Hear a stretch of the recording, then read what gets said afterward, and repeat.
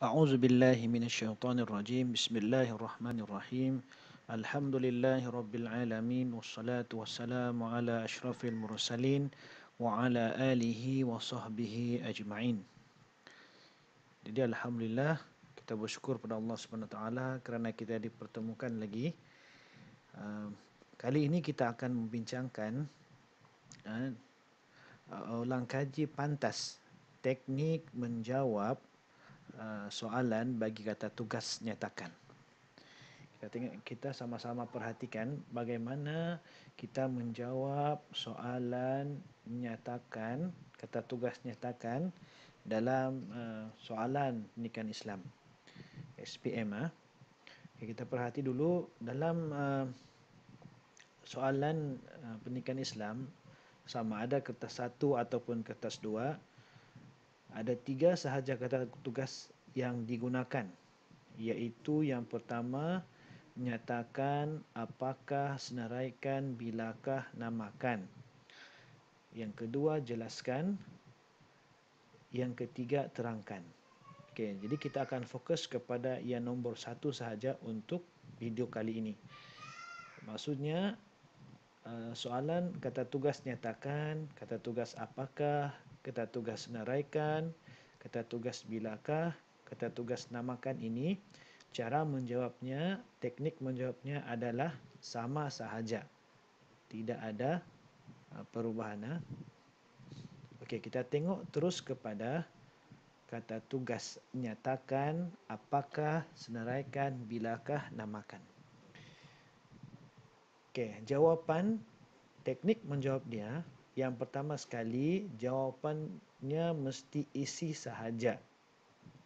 Yang kedua, 2 hingga 3 perkataan sahaja, jangan lebih daripada 3 perkataan. Maksimum 4 lah. So maksimumnya ya 4. Yang ketiga, biasanya satu isi sama dengan 1 markah. Dan yang nombor 4 ini, jawab dalam poin, kecuali soalan maksud. Okay, kita akan tengok contoh-contoh selepas ini. Okay, kita tengok pula contoh soalan bagi kata tugas nyatakan ini. Yang pertama, contoh dia, apakah maksud syirik?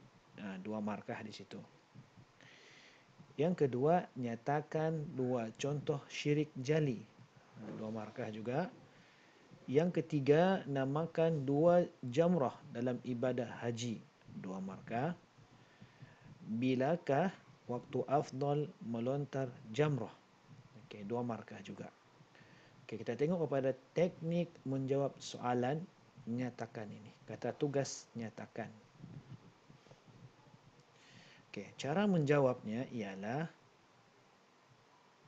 yang pertama sekali mesti tulis isi soalan. Wajib tulis. Apakah isi soalan tersebut? Kita lihat. Isi soalan ialah maksud syirik ialah. Isi soalan di situ. Itu namanya isi soalan. Okey, seterusnya. Okey, contoh jawapan. Okey, maksud syirik ialah menyekutukan Allah dengan sesuatu sama ada pada zat, sifat atau perbuatannya. Okey, baiklah murid-murid sekalian. Yang berwarna hijau di situ ialah isi yang pertama, dapat 1 markah.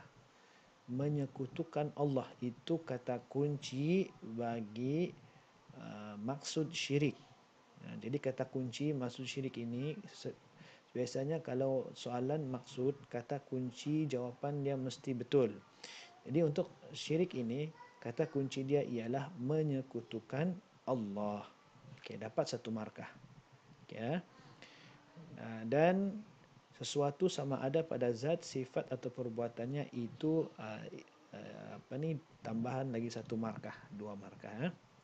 Okey, jadi kalau jawapan murid cuma sehingga menyekutukan Allah sahaja, dapatlah murid 1 markah. Tetapi kalau murid tidak memulakan jawapan dengan kata kunci jawapan, contohnya maksud syirik ialah sesuatu sama ada pada zat, sifat atau perbuatannya, maka jawapan tersebut salah dan tidak mendapat markah.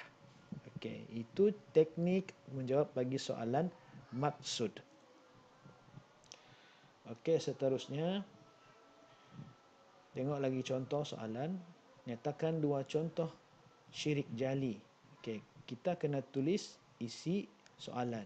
Isi soalan dia ialah dua contoh syirik jali ialah dia buat jawapan dalam bentuk dash ataupun point. Iaitu yang pertama sembah berhala, sembah bulan. Jadi yang jawab dalam point apabila ada perkataan dua dalam soalan.